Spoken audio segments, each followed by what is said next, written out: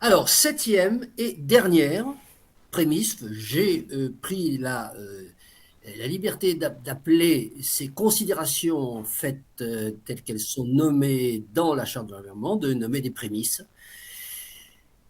qui s'énoncent ainsi. Le peuple français, considérant qu'afin d'assurer un développement durable, les choix destinés à répondre aux besoins du présent ne doivent pas compromettre la capacité des générations futures et des autres peuples à satisfaire leurs propres besoins. Donc cette septième et dernière promesse me paraît particulièrement importante à plusieurs égards. Alors tout d'abord, elle souligne encore le caractère extrêmement ambigu de ce système de prémices.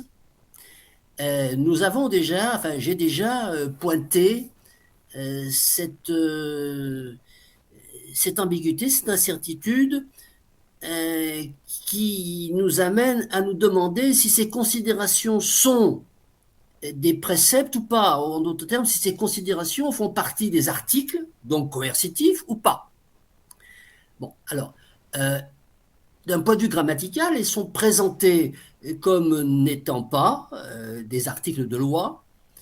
Elles sont présentées comme introduisant enfin, comme posant plus exactement une pensée qui va générer ensuite les articles de loi. Ce qui veut dire que cette pensée n'est pas contestable.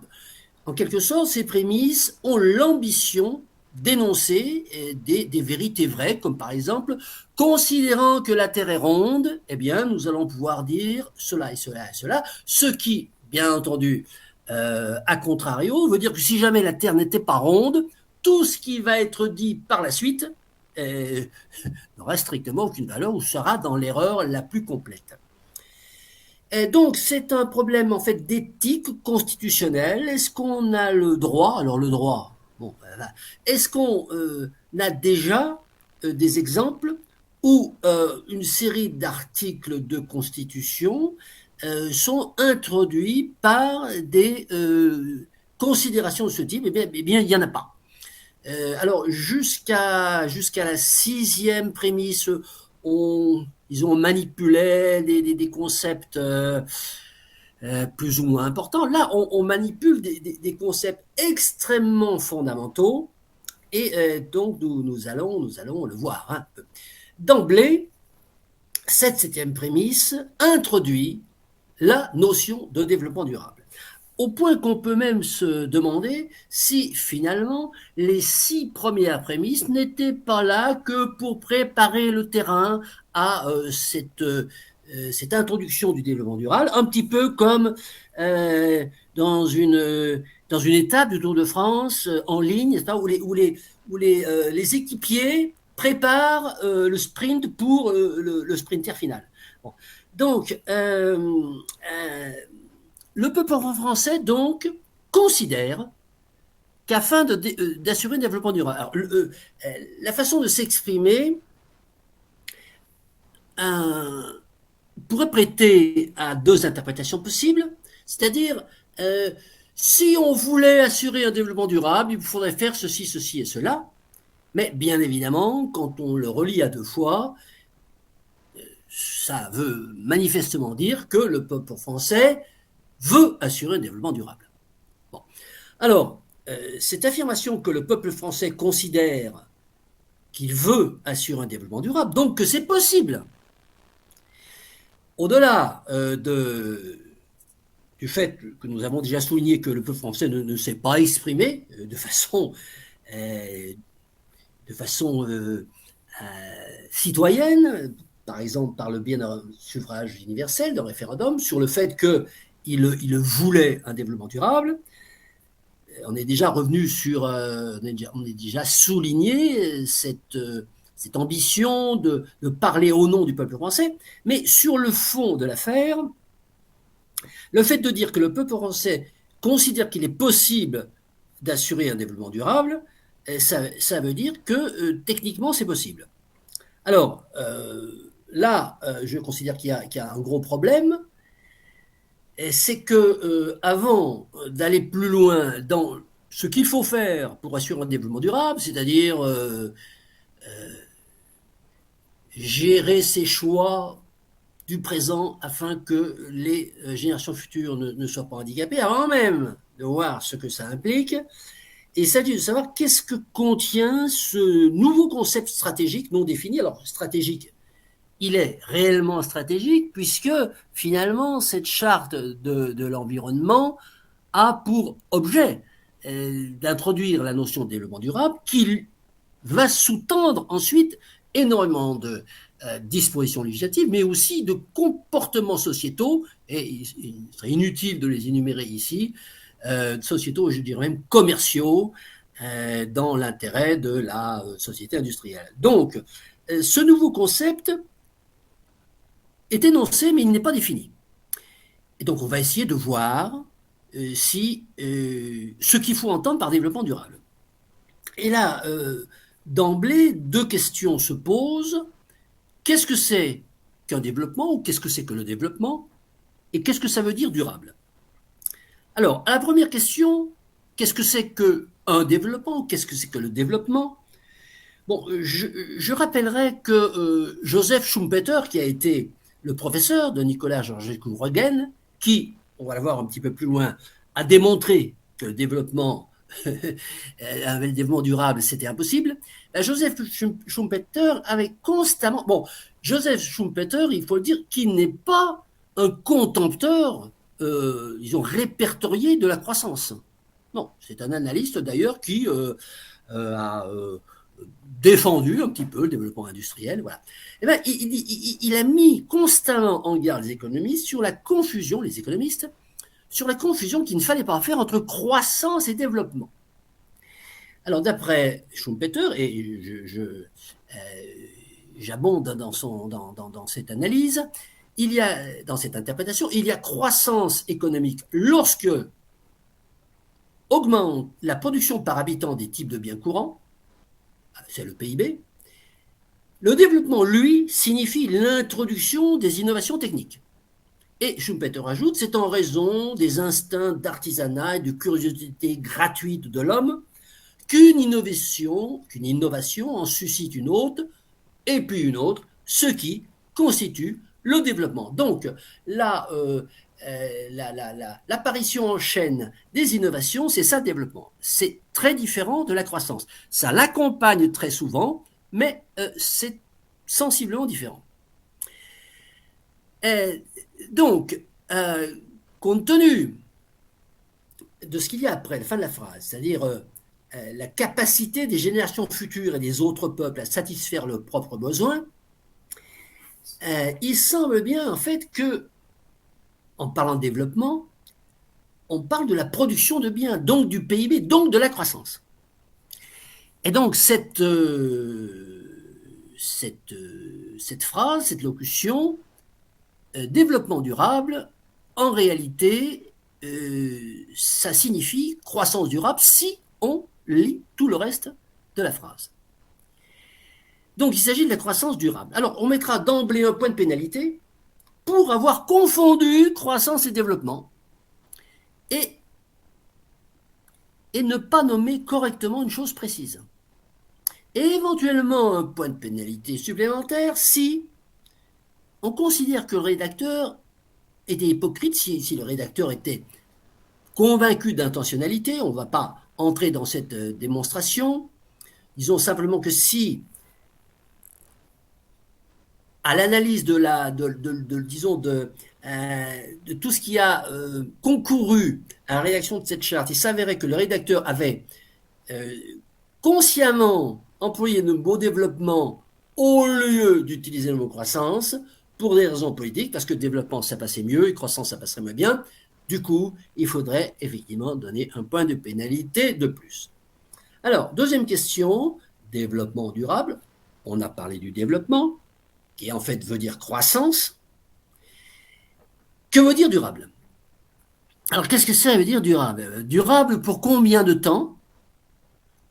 Durable éternellement? Durable à quelle vitesse? Alors, si on ne précise pas durable, ce qui est le cas, développement durable, n'y a pas d'autres épithètes qui sont ajoutées. Si on ne précise pas durable, durable pour combien de temps, cela veut forcément dire durable éternellement. Or, Nicolas Georgescu-Roegen a démontré qu'une croissance du PIB basée sur l'utilisation des ressources naturelles finies, ce qui est le cas de notre système industriel, ne pouvait pas être durable éternellement, mais effectivement que la longueur de sa durabilité dépendait du taux de prédation annuel de ces mêmes ressources naturelles finies.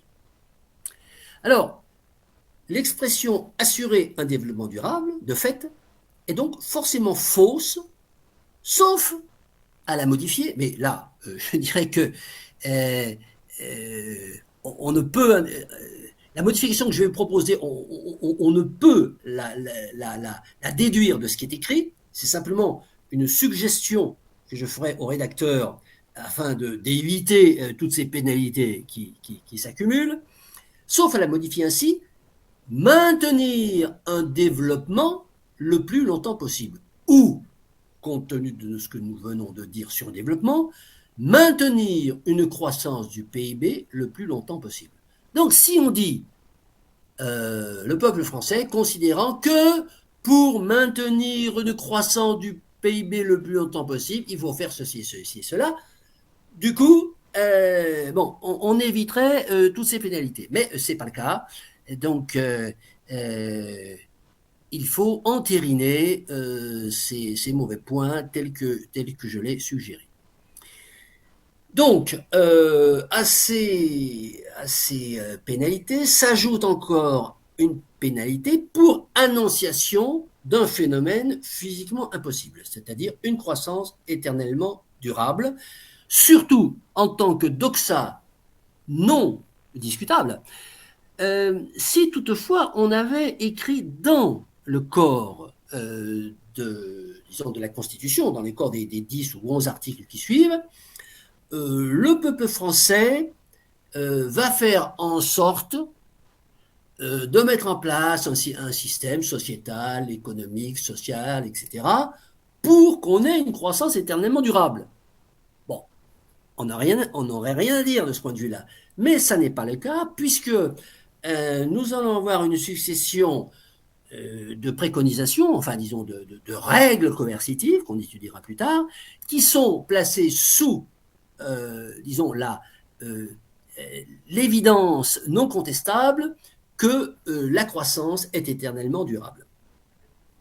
Alors, ensuite vient la deuxième partie de cette considération, de cette prémisse, qui nous dit comment, de façon évidente, le peuple français qui considère de façon évidente qu'il peut y avoir un développement durable, comment il faut faire? Alors, on nous dit que les choix destinés à répondre aux besoins du présent, c'est-à-dire les choix que les sociétés, que notre société va faire aujourd'hui, ne doivent pas compromettre la capacité des générations futures et des autres peuples à satisfaire leurs propres besoins. Alors, les choix destinés à répondre aux besoins du présent ne doivent pas hypothéquer, compromettre les besoins du futur. Nous parlons de besoins. Le texte parle de besoins. On s'éloigne là de l'environnement et on entre en fait dans les mécanismes de la société industrielle. Et on va voir que on a déjà vu dans les 6 premières prémices, et on va le voir ensuite à l'étude des règles qui vont suivre, que cette charte de l'environnement navigue, hésite ou, je dirais, plus vraisemblablement mélange, amalgame et confusionne ce qui est défense de l'environnement et ce qui est défense de la croissance.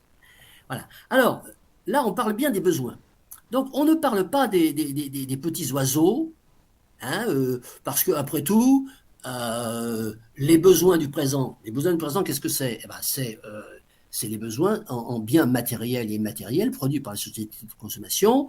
C'est pas la perte de la de la baisse de la biodiversité, c'est pas le changement climatique, c'est vraiment les besoins de la société de consommation qui ne doivent pas compromettre des besoins qui, a priori, resteront les mêmes, voire augmenteront, puisqu'on parle de développement qui doit durer, des générations futures. Donc, il s'agit bien, en fait, des ressources naturelles finies et non pas de l'environnement.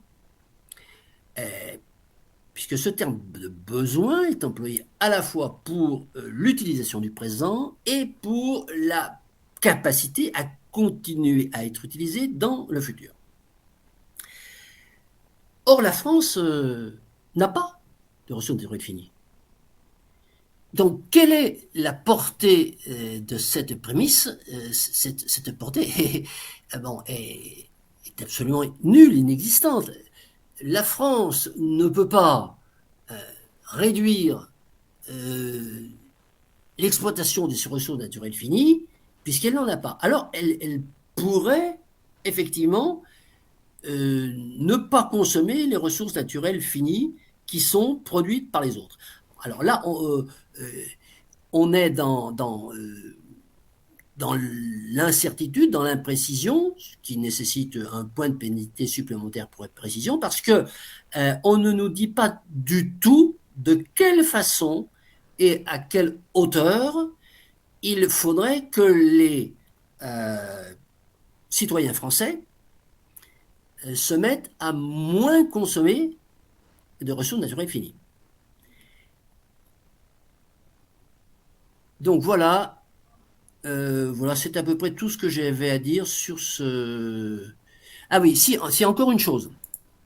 Encore une chose.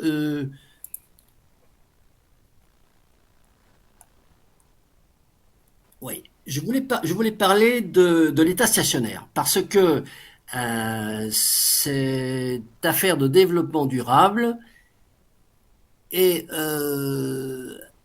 a pris le pas historiquement sur le concept d'État stationnaire. Il faut savoir que lorsque Nicolas Georgescu-Roegen a développé sa théorie de l'impossibilité de la croissance, il avait un disciple qui s'appelait Herman Daly, qui a donc essayé de vendre cette affaire de décroissance inéluctable et s'est aperçu que Herman Daly a été quand même 3 ans à la Banque mondiale et s'est aperçu que c'était quelque chose dont les gens ne voulaient pas entendre parler, notamment les dirigeants. Et il a sorti son affaire de steady state economy, d'état stationnaire, que les Français ont traduit tout à fait, disons, mal à propos, en développement durable. Il s'agit en fait de l'idée que on peut avoir un État stationnaire, un État qui, une économie, steady state economy, une économie qui reste sur une ligne complètement horizontale.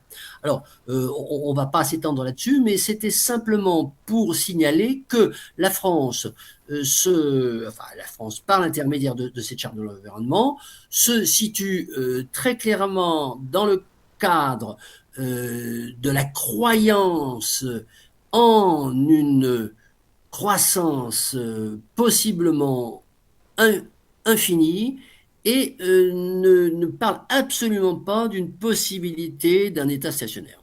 Très volontiers. Bien, au départ, effectivement, Christian a commencé son intervention sur la façon dont était rédigée cette affaire et on part en fait d'une certaine façon. On a déjà vu que les auteurs de cet écrit sont parfois du niveau CM2, court moyen, enfin ils sont vraiment très, très bas dans la sagacité intellectuelle qu'il faudrait avoir pour écrire ce genre de choses. Et d'ailleurs, la méthode, Christian y est revenu, en fait, cette méthode de mettre des considérations avant tout, c'est comme un petit peu les écrits juridiques sont des attendus. Oui, Christian a dit qu'il n'y avait pas vraiment d'écrits bloc constitutionnel qui était écrit sur ce modèle. C'est-à-dire, il y a des considérations comme des évidences, des choses qui sont plaquées, qui seraient considérées comme acquises, incontournables, et ensuite, on va écrire en fonction d'eux. Donc, son histoire de terre qui serait ronde, et effectivement, elle l'est, ça je le confirme, mais qui verrouillerait absolument toute la suite, bon, forcément, il y a un problème lorsqu'on quitte l'image de la terre qui est ronde et qu'on va traiter et mettre en place et considérer comme acquis des choses beaucoup moins, justement, incontestables que la rondeur de la terre. Donc voilà, cette méthode d'attendu, ça ressemble encore une fois à un niveau assez bas, un niveau scolaire assez bas, où on va écrire thèse, antithèse, synthèse. Enfin, c'est ce genre de façon de penser qui est utilisée pour écrire vraiment cette charte de l'environnement qui est ni faite ni à faire. Et là, on l'a déjà dit. Donc ça, je suis d'accord, et on a affaire à des croyances qui sont alignées les unes derrière les autres pour justement ensuite habiliter ce qui suivra et ce dont on parlera, les articles qui suivront. Bien. Ensuite, au niveau de cette affaire de développement, en économie, puisque Christian parle de Schumpeter, et il y a deux orientations pour parler de développement ou de croissance. Il y a la croissance schumpeterienne et la croissance ricardienne. Donc, Ricardo, lui, exprimait le fait que pour qu'une économie croisse, il y avait une espèce de façon linéaire de l'envisager, mais avec des alimentations. On alimentait cette flèche de croissance avec des planifications. Donc ça, c'est Ricardo. Et Schumpeter est intervenu dans cette croyance comme quoi une économie se montait comme un mur sur lequel on rajoute des briques les unes après les autres d'une façon un petit peu, encore une fois, linéaire. Et Schumpeter est intervenu avec son histoire d'innovation. Et à travers l'innovation, c'est des histoires de rupture, c'est-à-dire que l'économie se développait à partir de moments de rupture, d'innovation, des choses qui allaient changer l'économie, etc. Donc, oui, le développement peut être soit par moment ricardien, soit par moment schumpeterien. Les moments schumpeteriens sont effectivement des moments, et Ricardo, c'est une façon de voir le développement de façon plus linéaire. Et effectivement, il y a certainement des endroits où Schumpeter prend le pas et il y a des ruptures qui interviennent. C'est comme ça qu'apparemment les choses se passeraient. Voilà, ça c'est juste une précision sur cette affaire de développement. Encore une fois, on part de toute façon sur un acquis, une croyance dans un développement et c'est là qu'intervient peut-être le plus important dans cette histoire, c'est l'histoire de durable. Donc, un certain nombre de personnes ont exprimé et contesté, apparemment avec des billes, pour le dire, que la durabilité dans un milieu fini n'était pas envisageable de façon infinie. Ça paraît tomber sous l'évidence.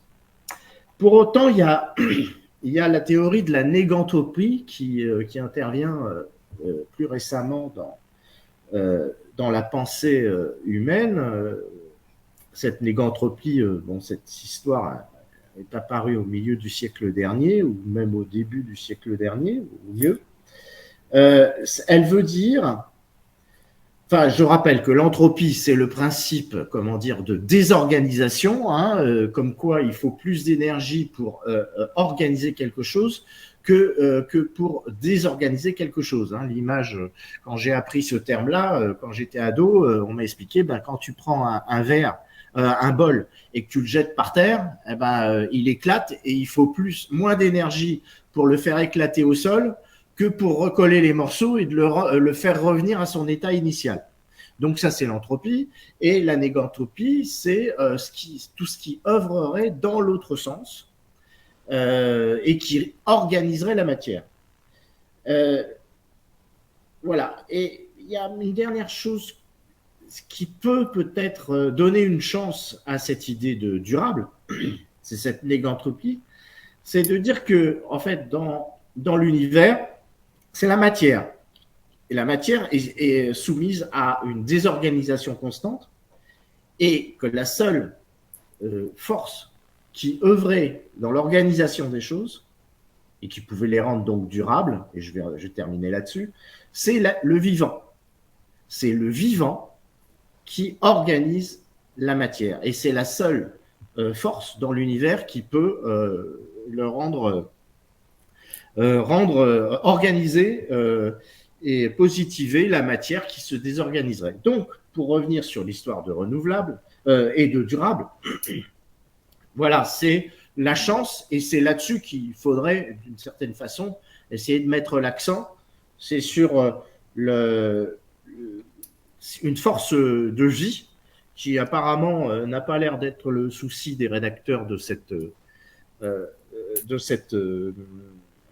charte, puisque, Christian l'a bien dit à la fin, lorsqu'il parle de besoin, on voit que c'est une affaire d'économie, même économie au sens large, hein, l'économie de la vie, l'économie de la vie quotidienne et pas forcément l'économie argent sonnant et trébuchant. Mais quand même, ça revient à ça.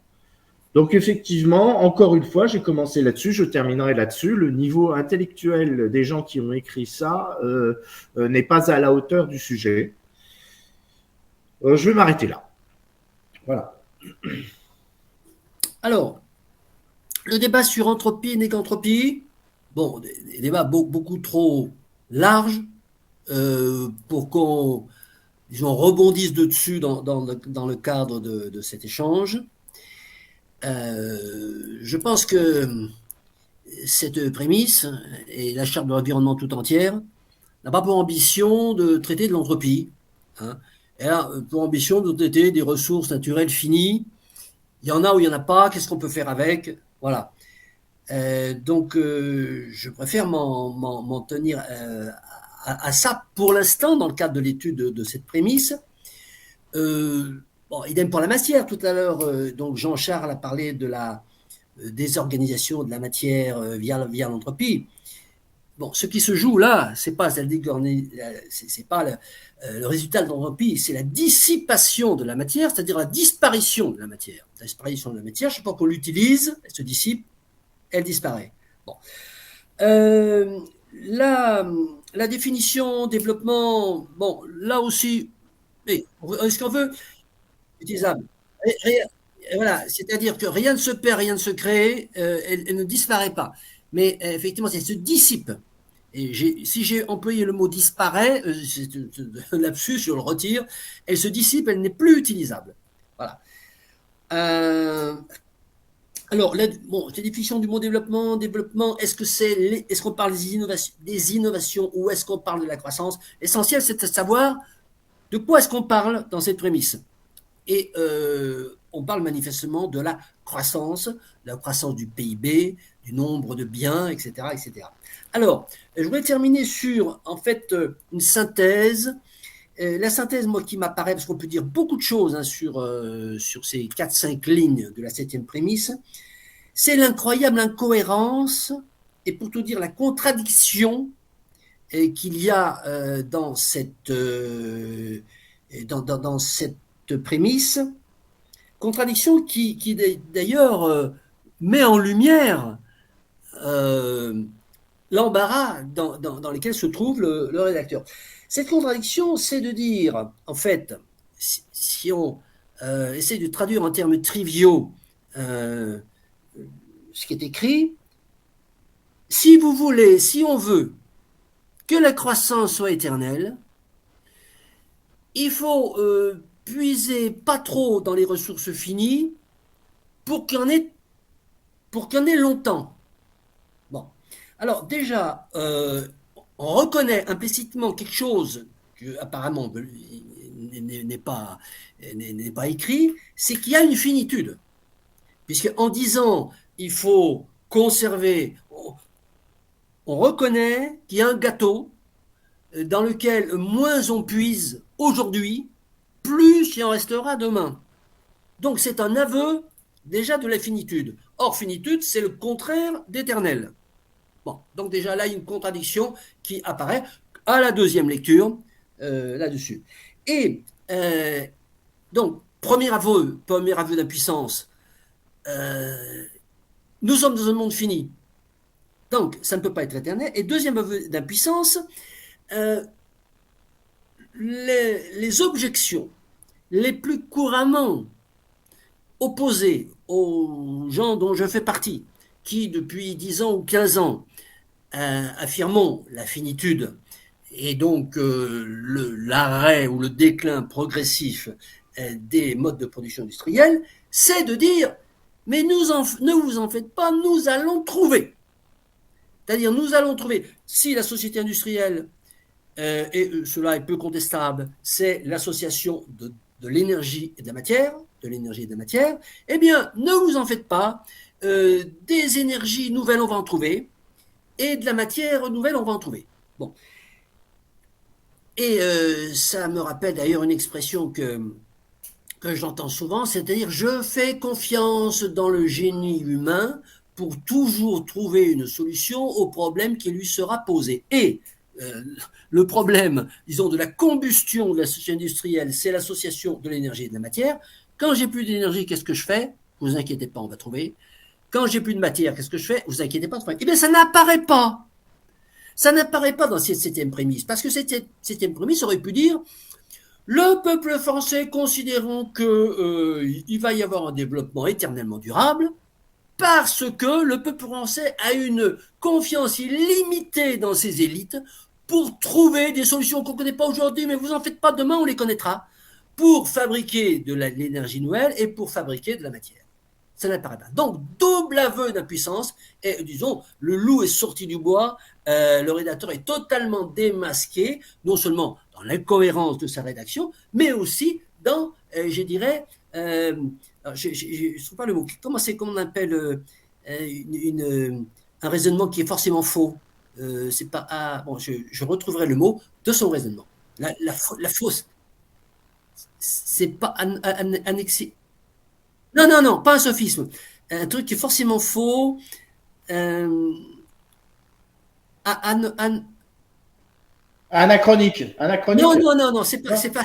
Bon, Bon. bref, le mot me reviendra, mais me paraît, ce mot que je n'arrive pas à retrouver, que j'ai sur le bout de la langue, me paraît tout à fait caractériser ce texte. Non, c'est pas oxymore non plus. Aporie, Ah oui, oui. c'est l'aporie.